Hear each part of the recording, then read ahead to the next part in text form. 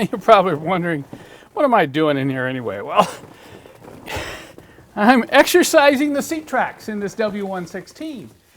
And I find a lot of these seat tracks in these old Benzes, they never get lubricated. In fact, in the future, I'm going to do a video on lubricating these tracks, a type of lubricant to use and how to get it in there so it's effective.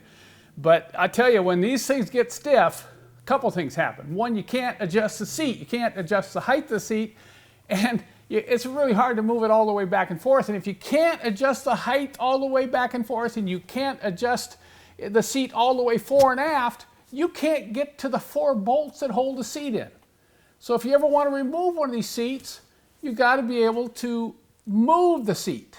Full travel, both functions, but it's both height function and fore and aft function. Now this car had a broken side seat pull here. I just replaced it with one of the ones that we carry in our kit on our website. It's a much better handle than the original one. It does not require that you remove the seat. And I just thought, oh, I'm just going to replace the side one. Now the side one breaks more often because you have to lift up on it. You have to lift straight up on it hard sometimes, particularly if the seat is all gummed up and hasn't been lubricated. But I got the lubrication in the tracks and I started reefing on this seat back and forth, and guess what? That's right. I broke the front one. I broke it right off. Now this did not look bad at all. There were no cracks in it, but when I was pulling on it hard to get the seat to move back and forth, I just, pooh, just snapped right off.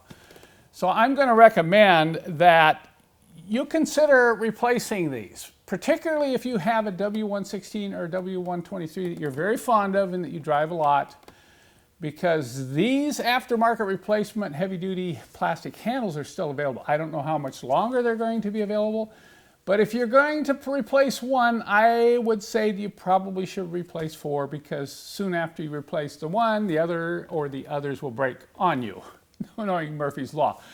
So I'm going to come up with a kit on my website, and it will also include a couple of special tools that's going to make this job a lot easier, and you'll get some full video instructions on how to do this yourself.